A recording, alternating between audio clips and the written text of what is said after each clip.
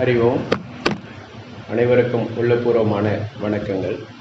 வந்தே சுகவனாதீசம் வந்தே ஸ்வர்ணாம்பிகாம் குகம் தேனுதீர்த்தமகம் வந்தே வேத விருட்சஞ்ச பிப்பலம் உலகலாம் உணர்ந்து ஓதற்கரியவன் நிலவுலாவிய நிர்மலி வேணியன் அழகில் ஜோதியன் அம்பலத்தாடுவான் மலர் சிலம்படி வாழ்த்தி வணங்குவாம். உலகம் யாவையும் தாமுல ஆக்கலும் நிலை பெறுத்தலும் நீக்கலும் நீங்களா அழகிலா விளையாட்டுடையாரவர் தலைவர் அன்னவர்க்கே சரண் நாங்களே. ஓம் சகனாவது சகனௌ புனக்து சக வீரியம் கரவாவகை தேஜஸ்வினாவதீதமஸ்து மாவித்விஷாவகை. ஓம் சாந்தி சாந்தி சாந்தி.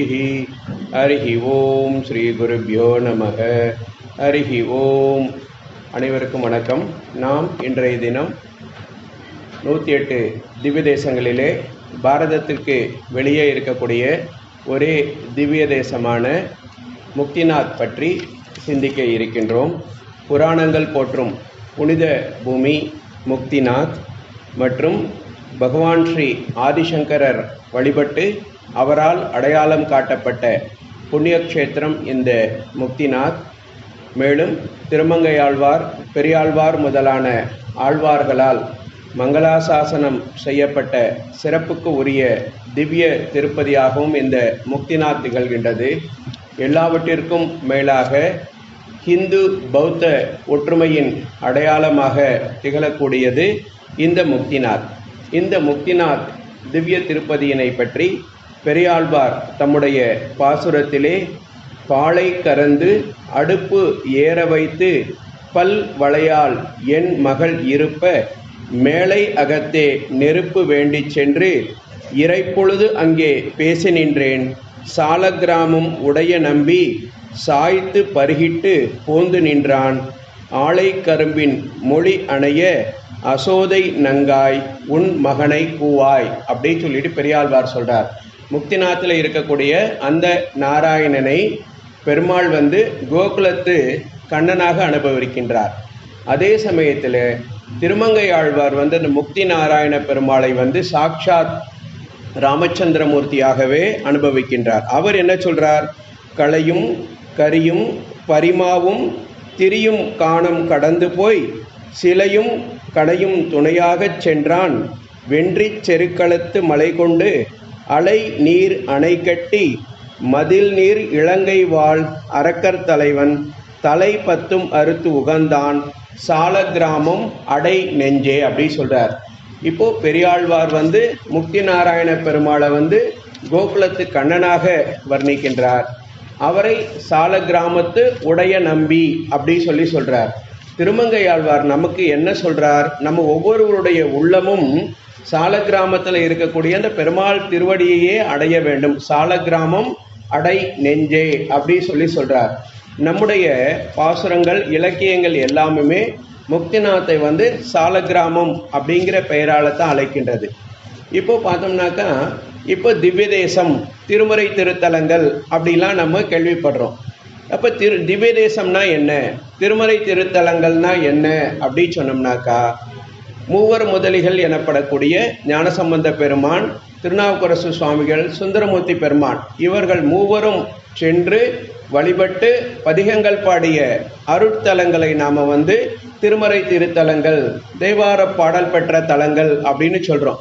அதே போல ஆழ்வார்களால் அந்தந்த ஆலயங்களுக்கு சென்று அங்கே அருளாட்சி புரியக்கூடிய பெருமாளை மங்களாசாசனம் செய்து மகிழ்ந்துள்ளார்கள். இவ்வாறாக ஆழ்வார்களால் மங்களாசாசனம், பாசுரங்களால் மங்களாசாசனம் செய்யப்பட்ட அந்த திவ்ய தேசங்களைத்தான், திவ்ய திருப்பதிகளைத்தான், திருத்தலங்களைத்தான் நம்ம திவ்ய தேசங்கள் அப்படின்னு சொல்கிறோம். இப்போ திவ்ய தேசங்கள் மொத்தம் எண்ணிக்கையில் 108 இருக்கின்றது. அதில் பார்த்தோம்னா நம்ம பூ உலகில் 106 திவ்ய தேசங்கள் இருக்கின்றன. அடுத்தபடியாக பார்த்தோம்னா திருப்பார்கடல், ஸ்ரீவைகுண்டம் அப்படிங்கிற 2 விண்ணாட்டில் இருக்கின்றன. இந்த பூலோகத்தில் இருக்கக்கூடிய இந்த திவ்ய தேசங்களை நாம் சோழ நாட்டு திருப்பதிகள், நடுநாட்டு திருப்பதிகள், தொண்டை நாட்டு திருப்பதிகள், மலைநாட்டு திருப்பதிகள், வடநாட்டு திருப்பதிகள் அப்படி சொல்லிட்டு அந்த திருத்தலங்கள் அமைந்திருக்கக்கூடிய பகுதியை வைத்து அதற்கான பெயரை நாம் சூட்டி இருக்கின்றோம். இது போல வடநாட்டில் அமைந்திருக்கக்கூடிய திருத்தலங்களிலே இமயமலை சாரலிலே அன்னபூர்ணா மலைத்தொடருக்கும் தவளகிரி மலைத்தொடருக்கும் இடையிலே நீலகிரி மலைக்கு எதிரே தோரங்லா பாஸ் அப்படிங்கிற ஒரு கணவாய்க்கு அடிவாரத்தில் ஒரு சிறிய மலைக்குன்று மீது தான் இந்த முக்திநாத் திவ்யதேசமானது அமைந்திருக்கின்றது. பொதுவாக அந்த திருக்கோயில்களுடைய அமைப்பை 3 வகையாக சொல்லுவார்கள்.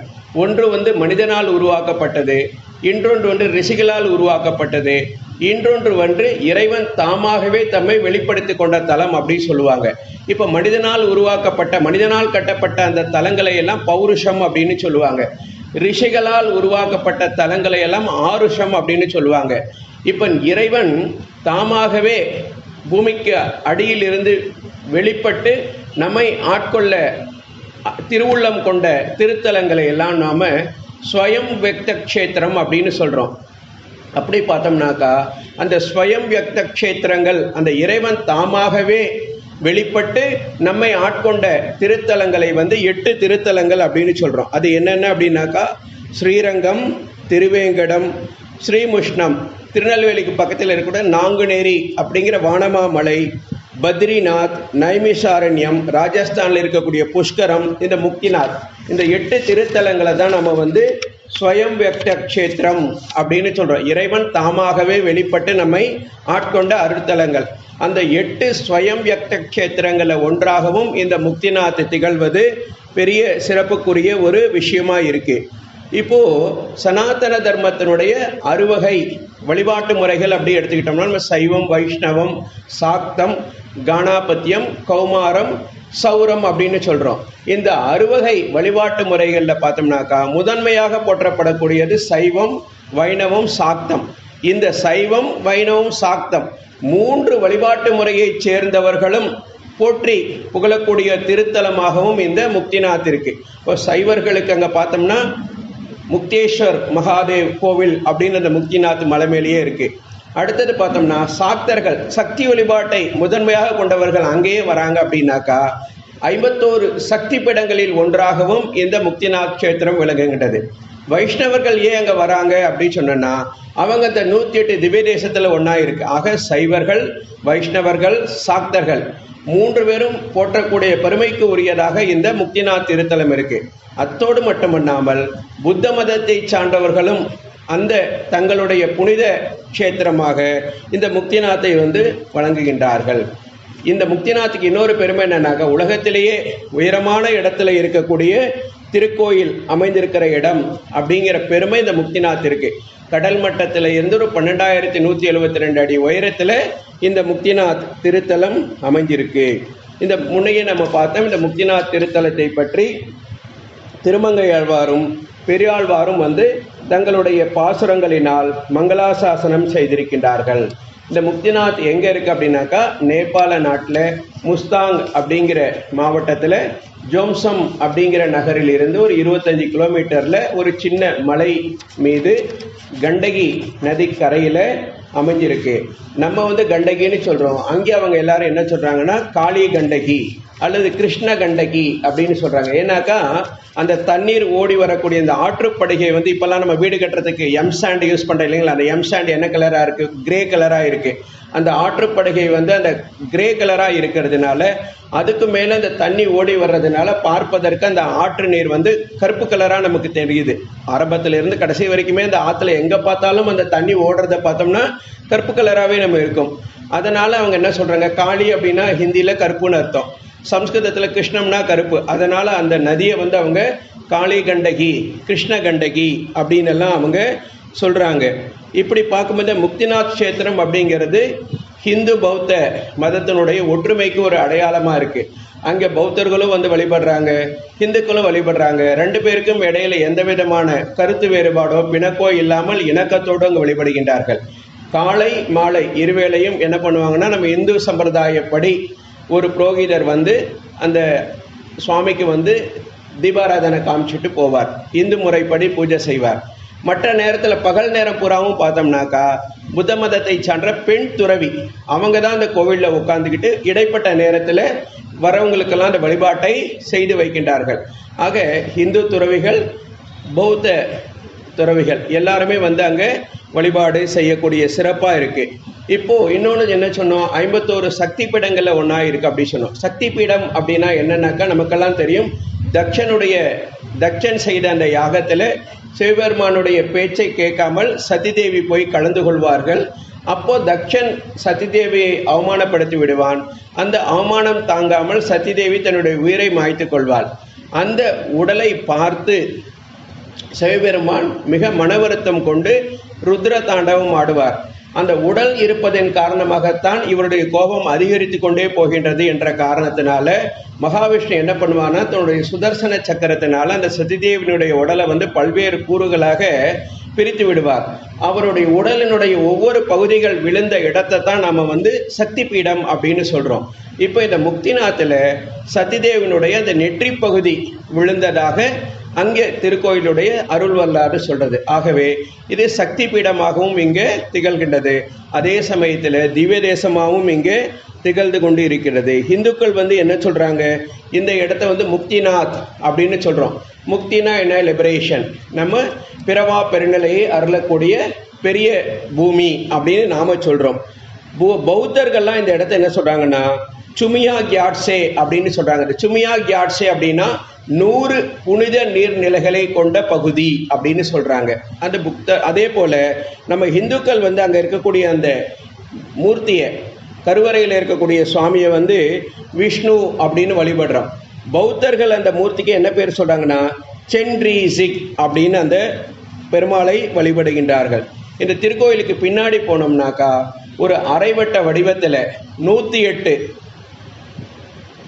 நம்ம ரிஷபத்தினுடைய முகம் போன்ற அமைப்பு பித்தளையில செய்திருக்காங்க. அதன் வாயிலிருந்து அந்த நீர் வருகின்றார் போல ஒரு அமைப்பை ஏற்படுத்தினார்கள். கண்டகி நதியை வந்து அந்த அரைவட்ட வடிவத்தில் 108 ரிஷபத்தின் வாயிலிருந்து வருகின்றார் போல ஏற்படுத்தி இருக்கின்றார்கள். அதை வந்து முக்திதாரா அப்படின்னு சொல்றாங்க.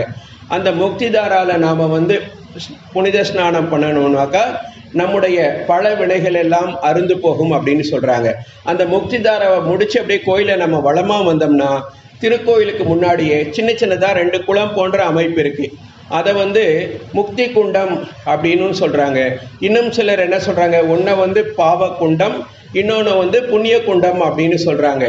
இப்போ நம்ம பிறவா பெருநிலை அடையணும் அப்படின்னாக்கா நம்மக்கிட்ட பாவமும் இருக்கக்கூடாது, புண்ணியமும் இருக்கக்கூடாது. இப்போ சைவ சித்தாந்தம் என்ன சொல்லும் அப்படின்னா, பாவம் அப்படிங்கிறது இரும்பு விலங்கு அப்படின்னா புண்ணியம் அப்படிங்கிறது தங்க விலங்கு. ஆக ரெண்டுமே நாம் அந்த பிறவா பெருநிலையை அடைவதற்கு தடை அப்படின்னு தான் சொல்றது. அதனால என்ன சொல்றாங்க, இந்த முக்திதாரால குளிச்சுட்டு வந்து இந்த 2 பாவக்குண்டத்தில் மூழ்கி எழுந்திருக்கின்ற பொழுது நம்ம கிட்ட இருக்கக்கூடிய பாவமெல்லாம் போயிடுறதாகவும், புண்ணிய குண்டத்தில் நாம் மூழ்கி எழுந்திருக்கின்ற பொழுது நம்ம கிட்ட இருக்க புண்ணியமெல்லாம் போயிட்டு இப்போ 0 பேலன்ஸ் வந்துடுறது. இப்போ பாவமும் கிடையாது, புண்ணியமும் கிடையாது.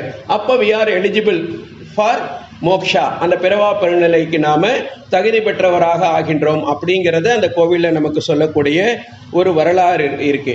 இன்னொரு அர்த்தமும் அதுக்கு சொல்றாங்க. மொத்தம் திவ்ய தேசங்கள் 108. அந்த 108 மோக்ஷதாரையில நாம புனித ஸ்நானம் செய்கின்ற பொழுது ஒரே சமயத்துல 108 திவ்ய தேசத்துல இருக்கக்கூடிய தீர்த்தங்களிலையும் நம் நீராடிய புண்ணியம் நமக்கு கிடைச்சிடுறது.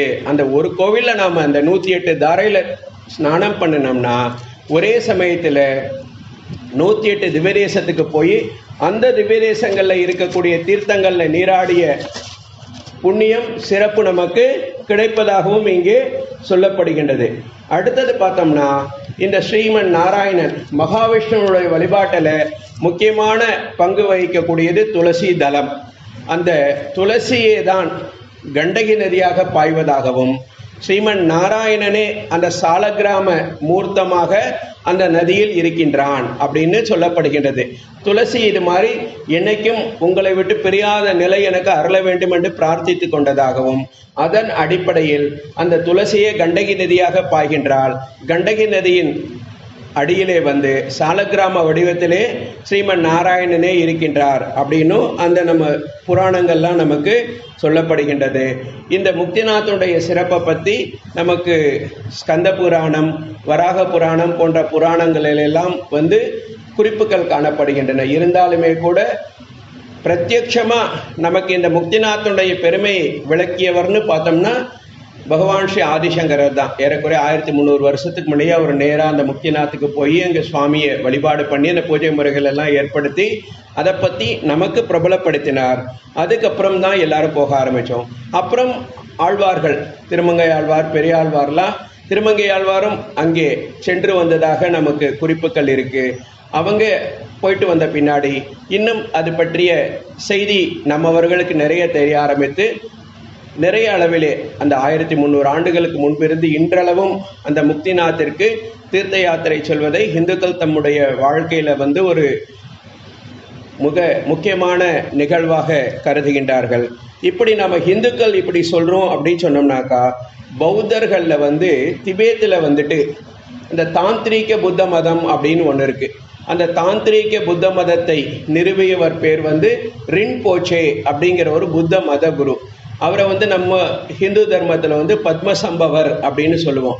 அந்த பத்மசம்பவர் அப்படின்னு சொல்லப்படக்கூடிய ரின்போச்சே இந்த முக்திநாத் திவ்ய கஷேத்திரத்துக்கு தவம் செய்து நிறைஞானம் பெற்றார். அந்த காரணத்தினால பௌத்தர்கள் இந்த பகுதியை ரொம்ப புண்ணிய கஷேத்திரமாக கருதுகின்றார்கள்.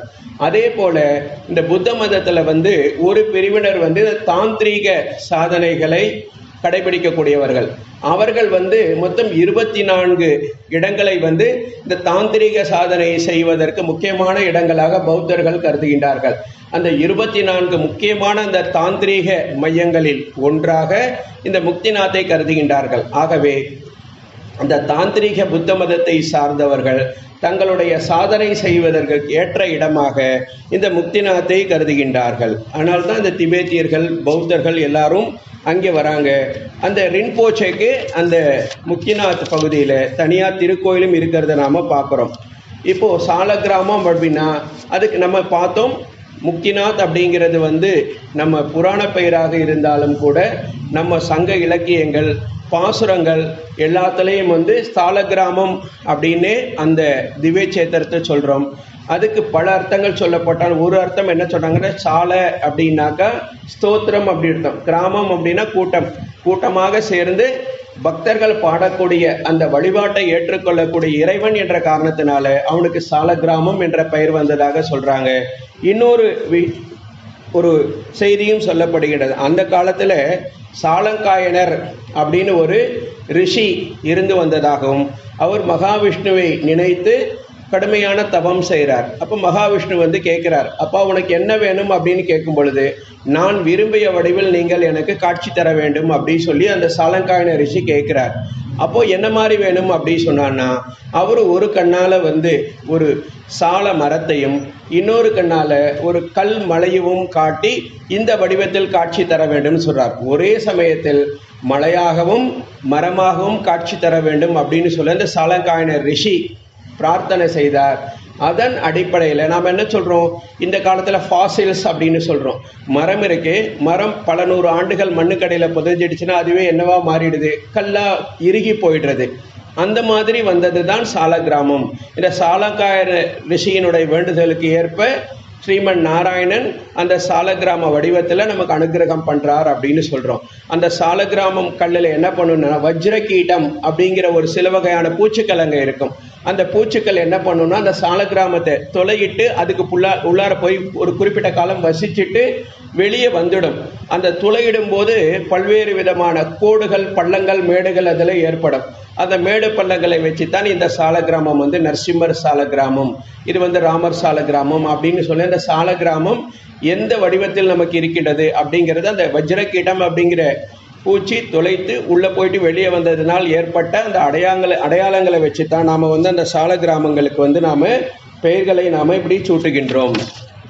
அடுத்து பார்த்தோம்னாக்கா, டெல்லி போன்ற பெருநகரங்களில் பார்த்தோம்னா இப்போ அக்ஷர்தாம் அப்படின்னு சொல்லி பிரம்மாண்டமான கோவில்கள்லாம் எழுப்பப்பட்டிருக்கிறத பார்க்குறோம். அதனுடைய ஃபவுண்டர் அப்படின்னு பார்த்தோம்னா சுவாமிநாராயண் நீலகண்ட வாருணி அப்படிங்கிறவர் தான் இந்த சுவாமிநாராயண் சம்பிரதாயத்தை உருவாக்கினவர். அவருடைய சிஷ்யர்கள் எல்லாம் அந்த சுவாமிநாராயணனை யாரா நினைக்கிறாங்கன்னா, கிருஷ்ணருடைய அவதாரமாகவே நினைக்கிறாங்க. அந்த சுவாமிநாராயண் நீலகண்ட வாருணி அப்படிங்கிற அந்த மகான் முக்திநாத்துக்கு வந்து 24 நாட்கள் ஒரே காலில் இருந்து தவம் செய்திருக்காராம். அந்த காரணத்தினால அந்த சுவாமிநாராயணன் சம்பிரதாயத்தை சார்ந்தவர்களும் பெருமளவில் இந்த முக்திநாத்துக்கு வருவதை நாம் பார்க்குறோம். இந்த முக்திநாத் ஆலயத்தில் பார்த்தோம்னா எல்லாமே பார்த்தீங்கன்னா அந்த முக்திநாத் அந்த பகவான் இருக்கக்கூடிய கருவறைன்னு பார்த்தோம்னா ஒரு 10க்கு 10 ஒரு சின்ன அறை தான் இருக்கும். அதை சுற்றி பார்த்தோம்னா ஒரு 50க்கு 50 அவ்வளோதான் கோவில். அந்த கோவிலுக்கு பின்னாடி பார்த்தோம்னா அதான் சொன்ன முக்திதாரா அப்படிங்கிற அரைவட்ட வடிவத்தில் 108 ரிஷப முகம் பித்தளையினால ரிஷபத்துடைய முகம் செய்து அதிலிருந்து தண்ணி வர மாதிரி இருக்கும். ஐசையே தோக்கடிக்கிற அளவுக்கு அவ்வளவு சில் அப்படின்னு அந்த தண்ணி இருக்கும்.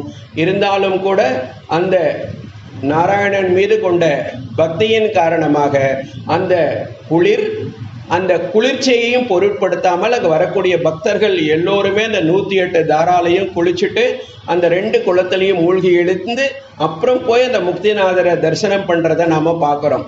அந்த நம்ம மேலே அந்த தண்ணி படும் பொழுது சில்லுன்னு இருக்கும். அப்புறம் குளிச்சு முடிச்சுட்டோம்னு பார்த்தோம்னா நமக்கு குளிரே இருக்கிறது இல்லை, நல்ல இயல்பான நிலைமைக்கு நாம் வந்துடுறோம். அந்த முக்திதாரா பார்த்தோம்னா கண்டகி நதியிலேருந்து வரக்கூடிய தண்ணி தான் நமக்கு இங்கே வர்றது. அப்போ நம்ம கண்டகியில் ஸ்நானம் பண்ணிட்டு பெருமாளை நமஸ்காரம் பண்ணுற பாக்கியமும் நமக்கு கிடைச்சிடுறது அப்படிங்கிறத நாம் பார்க்குறோம். அடுத்தது இந்த 108 அப்படிங்கிறது வந்து எல்லா தர்மங்கள்லையுமே ஒரு முக்கியமான இடத்தை வகிக்கிறத நம்ம பார்க்குறோம். முன்னையே பார்த்தோம் அந்த பௌத்த மதத்தில் வந்து இந்த முக்திநாத்துக்கு சொன்ன பேருக்கு அர்த்தமே 100 புனிதர் நீர்நிலைகள் அடங்கிய பகுதின்னு பார்த்தோம். அந்த 100 நீர்நிலை இந்த 108 ரிஷப தீர்த்தத்தை தான் அவங்க வந்து 100 புனித நீர்நிலைகள் அப்படிங்கிற பெயரால் அழைச்சிருக்கலாம்னு கூட நாம் சொல்லலாம். இப்போ இந்த முக்திநாதர் ஆலயத்திலேருந்து ஒரு 100 மீட்டர் தள்ளி போனோம்னா ஜுவாலாமயி ஆலயம் இருக்குது. நம்ம துர்கைன்னு சொல்கிறோம். அந்த துர்கை ஆலயம் இருக்குது. அந்த துர்கைக்கு கீழே பார்த்தோம்னா அந்த பாறையில் யாரும் பொருத்தி வைக்காமலவே இயற்கையாகவே நீல நிறத்தில் அந்த ஜுவாலை நான்ஸ்டாப்பாக சதா சர்வ காலத்துக்கும் அந்த ஜுவாலை எரிஞ்சிக்கிட்டே இருக்கும். இதே போல் பார்த்தோம்னா ஹிமாச்சல பிரதேசத்தில் பார்த்தோம்னா ஜுவாலாமுகி அப்படிங்கிற ஒரு கோவில் இருக்கும். அங்கே போனோம்னா பாறையில் அங்கங்கே அந்த தானா நெருப்பு எரிஞ்சிட்டு இருக்கும். அதே போல் இந்த துர்கைக்கு கீழே பார்த்தோம்னாக்கா 3 அந்த ஜுவாலை எரிஞ்சிட்டு இருக்கும். இங்கே பார்த்தோம்னா நடுவில் துர்கை இருப்பாங்க, 2 பக்கம் 2 பேர் இருப்பாங்க. அவங்க புத்த மதத்தை சார்ந்தவர்கள் என்ன சொல்கிறோம், நம்ம வந்து துர்கைன்னு சொல்கிறோம். அவங்க வந்து அவங்கள மஞ்சுஸ்ரீ அப்படின்னு அந்த பெண் தெய்வத்தை வழிபடுகின்றார்கள். அதுக்கு பக்கத்தில் இருக்கவரை வந்து அவலோகேஸ்வரர் புத்தர் அப்படின்னும், இந்த பக்கம் இருக்கார் பைரவர்னு நாம் சொல்கிறோம். அவங்க வந்து வஜ்ரபாணி அல்லது அப்படின்னு அவங்க சொல்கிறாங்க. அந்த ஜுவாலாமயி கோயிலுக்கு பின்புறம் பார்த்தோம்னா நம்ம அந்த முக்திநாதருக்கும் ஜுவாலாமயிக்கும் இடையில பார்த்தோம்னா பிரம்மாண்டமான புத்தர் சிலை நிறுவியிருப்பாங்க. அதுக்கு பின்னாடி பார்த்தோம்னா நெடுதுயர்ந்த மலை இருக்கும். அந்த மலை உச்சியில் பார்த்தோம்னாக்கா ஒரு புத்த மடாலயம் இருக்குது.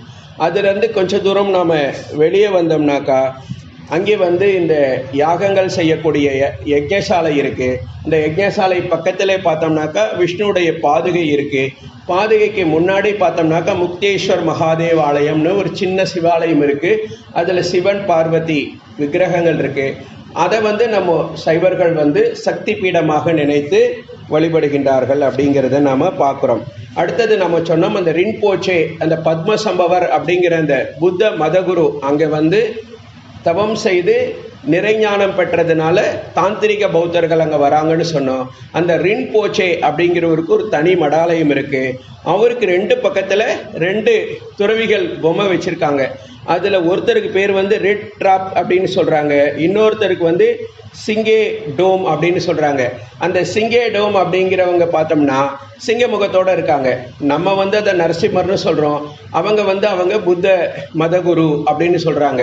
அந்த கோவிலுக்கே என்ன பேர் வச்சுட்டாங்க, நம்ம நரசிம்மர் முகத்தோடு இருக்கனால நரசிங் கோம்பா அப்படின்னு தான் அந்த ஆலயத்துக்கு அவங்க பேர் வச்சுருக்காங்க. அப்போ பார்த்தோம்னா அங்கே பார்த்தோன்னா மகாவிஷ்ணு இருக்கார், துர்கை இருக்கார், சிவபெருமான் இருக்கான், இந்த பக்கம் பார்த்தா நரசிம்மர் இருக்கார். அப்படி எல்லாமுமாக அந்த வளாகத்தில் நம்ம இருக்கிறத பார்க்குறோம். இந்த ஜுவாலாமயிக்கும் முக்திநாதருக்கும் நடுவில் பார்த்தோம்னா அந்த புத்தருடைய சிலை பெருசாக இருக்கிறத நாம் பார்க்குறோம். இப்போ நமக்கு எப்படி பாரத தேசத்தில் வந்து சார்தாம் யாத்திரா அப்படின்னு சொல்கிறோம். இங்கே நம்ம பத்ரிநாத், கேதார்நாத், கங்கோத்ரி, யமுனோத்ரி போடுறத வந்து சார்தாம்னு சொல்கிற மாதிரி நேபாள தேசத்துலேயும் ஒரு சார்தாம் அப்படின்னு சொல்லி 4 அந்த ஒட்டுமொத்த நேபாள தேசத்துக்கும் 4 புனித க்ஷேத்திரங்கள் இருக்குது. அந்த 4 புனித க்ஷேத்திரம் என்னென்ன அப்படின்னா, காட்மாண்டில் இருக்கக்கூடிய பசுபதிநாதர் ஆலயம் ஒன்று, இன்னொன்று இந்த முஸ்தாங் மாவட்டத்தில் ஜோம்சன் நகருக்கு அருகில் இருக்கக்கூடிய முக்திநாத் க்ஷேத்திரம் ஒன்று, அடுத்தது பார்த்தோம்னாக்கா ரூரு க்ஷேத்திரம் அப்படின்னு ஒரு இடம் இருக்குது. அந்த ரூரு அப்படிங்கிற இடத்துல தான் மகாவிஷ்ணு வந்து கூர்ம அவதாரம் எடுத்ததாக அந்த ஊர் தலபுராணம் சொல்லப்படுகின்றது.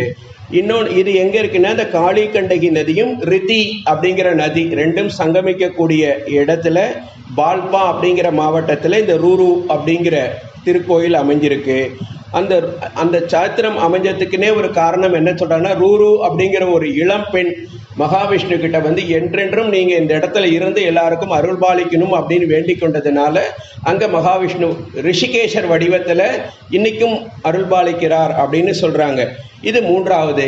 4வது பார்த்தீங்கன்னா வராக க்ஷேத்திரம் அப்படின்னு இருக்குது. இது வந்து அந்த நேபாளில் இருக்கக்கூடிய சன்சேரி அப்படிங்கிற ஒரு க்ஷேத்திரத்தில் இருக்குது. எப்படி நமக்கு இங்கே சார்தாம் இருக்கோ அதே போல் இந்த நேபாளத்தில் வராக க்ஷேத்திரம், பசுபதி க்ஷேத்திரம், முக்தி க்ஷேத்திரம், ரூரு க்ஷேத்திரம் அப்படி சொல்லிட்டு 4 சார்தாம் இருக்குது. அந்த நேபாளத்தை சேர்ந்தவர்களுடைய 4 முக்கிய புண்ணிய க்ஷேத்திரங்களில் ஒன்றாகவும் இந்த முக்திநாத் வர்றதை நாம் பார்க்குறோம். சரி, இப்போ முக்திநாத்துக்கு நம்ம எப்படிலாம் போகலாம் அப்படின்னாக்கா, நேராக நேபாள தேசத்தினுடைய தலைநகரம் காட்மாண்டுக்கு நம்ம பாரத தேசத்திலிருந்து வான்வழியாக ஏரோப்ளேன்லையும் போகலாம், அல்லது நம்ம ரயில் மார்க்கமாக கோரக்பூர் போய் கோரக்பூர்லேருந்து பஸ் மார்க்கமாகவும் சோனாலி வழியாக பஸ்லையும் நாம் போகலாம். அப்புறம் காட்மாண்டுவில் இருந்து பார்த்தோம்னாக்கா 3-4 முறையில் நாம் முக்திநாத்தை சென்று அடையலாம். ஒன்று வந்து ஹெலிகாப்டர் மூலம் போனோம்னா காட்மாண்டுலேருந்து நேராக முக்திநாத் கோவிலுக்கு ரொம்ப அருகிலேயே ஹெலிபேட் இருக்குது, அங்கே போகலாம். அடுத்தது வந்து ஏரோப்ளேனில் போனோம்னா முதல்ல காட்மாண்டுவில் இருந்து போக்ரா அப்படிங்கிற இடத்துக்கு போயிட்டு அங்கே இருந்து சிறிய ரக விமானம் மூலமாக ஜோம்சம் அப்படிங்கிற நகரத்துக்கு போய் இறங்கிட்டு அந்த ஜோம்சம்ல இருந்து 25 கிலோமீட்டர் தொலைவில் தான் இந்த முக்திநாதர் இருக்குது. நம்ம ஊர் மாதிரி 25 கிலோமீட்டர் தானே, அப்போ நம்ம 20 நிமிஷத்தில் போயிடலாம் நினைப்போம். அப்படி கிடையாது. தூரம் 25 கிலோமீட்டர், ஆனால் நம்ம போகிறதுக்கு 2 மணி நேரம் ஆகும். அந்த அளவுக்கு ரோடு வந்து சிறப்பாக இருக்கும். அதே போல் இன்னொரு வழி என்னன்னாக்கா, நம்ம பை ரோடு போகிறது. ஒன்றா சின்ன ரக பஸ்ஸு அல்லது ஜீப்பு. இப்போல்லாம் ஜீப், முன்னையெல்லாம் ஒரு 10 வருஷத்துக்கு முன்னாடி வரைக்கும் ஜீப்பில் தான் போவாங்க. இப்போ நம்ம ஸ்கார்பியோ கார், டொயோட்டா கார் அதெல்லாமும் போகிறதுக்கான வசதி இருக்குது. காட்மாண்டுவில் இருந்து மன்காமனா, போக்ரா, பேனி அப்படிங்கிற ஒரு ஊரை கடந்து அப்புறம் அந்த ஜோம்சமில் போய் நம்ம அங்கே தங்கிக்கலாம். அங்கே தான் தங்குற இடம் இருக்குது. அங்கே இருந்து அப்புறம் நம்ம அந்த முக்திநாத் க்ஷேத்திரத்துக்கு போகலாம். இந்த மாதிரி ரோடு வழியாகவும் போகலாம். நம்ம ஆனால் ஏரோப்ளேன் வழியாக போகிறதுக்கு ஒரு சிரமம் என்னன்னாக்கா, அந்த நமக்கு தட்பவெப்பநிலை வந்து நமக்கு ஒத்துழைக்கணும். அங்கே மேகமூட்டமோ பனிப்பொழிவோ இருந்துச்சுனாக்கா ஏரோப்ளேனை எடுக்க மாட்டாங்க. அப்போ நம்முடைய ஷெட்யூல் எல்லாம் கெட்டு போயிடும். ஆனால் நம்ம பை ரோடு போகும் பொழுது எப்படியோ சமாளித்து நம்மளை அந்த இடத்துக்கு கூட்டிகிட்டு போய் விட்டுடுவாங்க. ஆனால் நம்ம ஏரோப்ளேனில் பார்த்தோம்னா அந்த வானிலை வந்து சாதகமாக இருந்தால் 20 நிமிஷத்தில் போயிடலாம், இல்லைன்னா அன்றைக்கி இல்லைன்னு சொல்லிடுவான். என்னைக்குன்னு தெரியாது. அந்த வானிலை என்ன ஆகும்னு நல்லா வெயில் அடிச்சுட்டே இருக்கும். அடுத்த நிமிஷம் பார்த்தா திடீர்னு மேகமூட்டம் வரும், மழை வரும், திடீர்னு மழை நின்றுடும், வெயில் அடிக்கும். அதனால் எப்போ என்ன நடக்குங்கிறது அங்கே சொல்ல முடியாது. அதனால் முன்னெல்லாம் என்னென்னாக்கா, இப்போது காட்மாண்டில் இருந்து போக்ரா போகிறதுக்கே 8-9 மணி நேரம் ஆகுமா. அதே போல் போக்ராவில் இருந்து அந்த ஜோம்சம் போகிறதுக்கு 8-9 மணி நேரம் பயண நேரம் ஆகிட்டு இருந்ததா.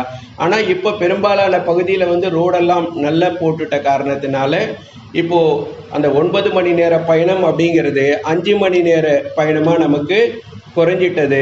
இப்போ காட்மாண்டுலேருந்து போக்ரா வரும். முதல் நாள் அந்த போக்ராவுக்கு போகிற வழியிலேயே மன்காமனா அப்படின்னு சொல்லி ஒரு மலை மேலே ஒரு அம்மனுடைய ஆலயம் இருக்குது. நேபாள தேசத்தவர்கள் வந்து சிறப்பாக வழிபடக்கூடிய அம்மன் ஆலயம். அது கீழே இருந்து 4000 அடி உயரத்தில் மலை மேலே இருக்குது. ரோப் காரில் நம்ம போகிறோம். அதை பார்த்துட்டு போக்ராவில் போய் தங்கிக்கிறோம். அப்புறம் அடுத்த நாள் வந்து போக்ராவில் காலையில் கிளம்பி மத்தியானத்துக்குள்ளார நாம் நேராக முக்திநாத்துக்கே நாம் போயிடுறோம். போகிற வழியில் தான் இந்த கலேஸ்வர் மகாதேவ் அப்படிங்கிற ஒரு கோவில் வரும். அதை போகும்போது பார்க்க மாட்டோம். அங்கேயும் வந்து இந்த சாலக்கிராமம் சேகரிக்கக்கூடிய ஒரு இடம். நம்ம அயோத்தி ராமர் கோயிலுக்கு ராமர் சீதை அந்த விக்கிரகங்கள் செய்யறதுக்கு அந்த சாலக்கிராமம் அந்த பகுதியில் இருந்து தான் அவங்க கொடுத்துருக்காங்க நமக்கு. அந்த ராஜ மரியாதையோட, நேபாள அரசு மரியாதையோட அந்த சாலக்கிராமம் வந்து தான் நம்ம அயோத்தி ராமர் சீதையெல்லாம் செய்திருக்காங்க. அப்புறம் போகிற வழியில் வந்துட்டு கலாபாணின்னு ஒரு ஊர் வரும். அப்புறம் அதெல்லாம் கடந்து போனோம்னா காசா அப்படிங்கிற ஒரு இடம் வரும். அந்த காசாவில் வந்து இந்த அன்னபூர்ணா பாதுகாக்கப்பட்ட மலைத்தொடர் பகுதியில் இந்த முக்திநாத் இருக்கிற காரணத்தினால அங்கே நம்ம போகிறதுக்கு தனியாக ஒரு அனுமதி வாங்கணும். அது ஆன்லைனில் நம்ம அனுமதி வாங்கிக்கலாம். அந்த அனுமதியை வந்து அந்த ஜோம்சமுக்கு ஒரு 15-20 கிலோமீட்டருக்கு முன்னாடி காசா அப்படிங்கிற ஒரு இடம் இருக்குது. அங்கே நமக்கு வெரிஃபை பண்ணிவிட்டு அனுப்புகிறாங்க. அதனால் நம்ம எந்த விதமான இப்போ முன்ன மாதிரி அதிக சிரமங்கள் எல்லாம் கிடையாது. ஒரே ஒரு இடம், அந்த பேனியில இருந்து ரூப்சே அப்படிங்கிற ஒரு இடம் வரைக்கும் ஒரு 1.5 மணி நேரம் தான். இப்போ ரோடு போட்டுட்டு இருக்காங்க. அந்த 1.5 மணி நேரம் தான் ரொம்ப கடுமையாகவும் கொடூரம்னே சொல்லலாம். பயமான நம்ம மலைப்பகுதி இருக்கும். மற்ற இடங்களெல்லாம் நமக்கு ரொம்ப நல்லாவே இருக்கு. இருந்தாலும் இந்த முக்திநாத் அப்படின்னு சொன்ன உடனே நம்ம கண் முன்னாடி வரக்கூடியது முதல்ல ஹை ஆல்டிடியூட். அங்கே போனால் ஆல்டிடியூட் சிக்னஸ் வந்துடும். அடுத்தது போனோம்னா ஆக்சிஜன் லெவல் கம்மியாயிடும். எப்போ வேணுமா பனிப்பொழிவு வரும். அடுத்தது எல்லாத்துக்கும் மேலே குளிர். இது எல்லாமே இருந்தாலுமே கூட அந்த இறைவனை தரிசிக்க வேண்டும் என்ற நம்ம உள்ளபூர்வமான அந்த ஆர்வம் என்ன பண்ணிடுது, அது ஹை ஆல்டிடியூடாக இருந்தாலும் சரி, பனிப்பொழிவாக இருந்தாலும் சரி, அதிகப்படியான குளிராக இருந்தாலும் அது எல்லாத்தையும் பின்னுக்கு தள்ளிட்டு நம்மளை ஆட்டம் பாட்டம் கொண்டாட்டத்தோட அந்த ஆண்டவனை தரிசிப்பதற்கு சந்தோஷமாக நம்மளை அழைச்சிட்டு போயிடுறது. அதே போல் பார்த்தோம்னா நம்ம முன்ன சொன்ன மாதிரி அது புத்திஸ்ட்டும் வராங்க, ஹிந்துஸும் வராங்க. அங்கே பார்த்தோம்னா எந்த விதமான பிரிவினைவாதமோ இந்த கான்ஃப்ளிக்ட்டும் கிடையாது, செப்பரேஷனும் கிடையாது. அங்கே ரொம்ப பிணக்கம் இல்லாமல் இணக்கத்தோடு அங்கே இறை வழிபாடு நடக்கிறத நம்ம பார்க்குறோம். ஓம் நமோ பகவதே முக்திநாதாய சொல்லிட்டு இப்போ அந்த சில ஃபோட்டோகிராஃப்ஸ் அந்த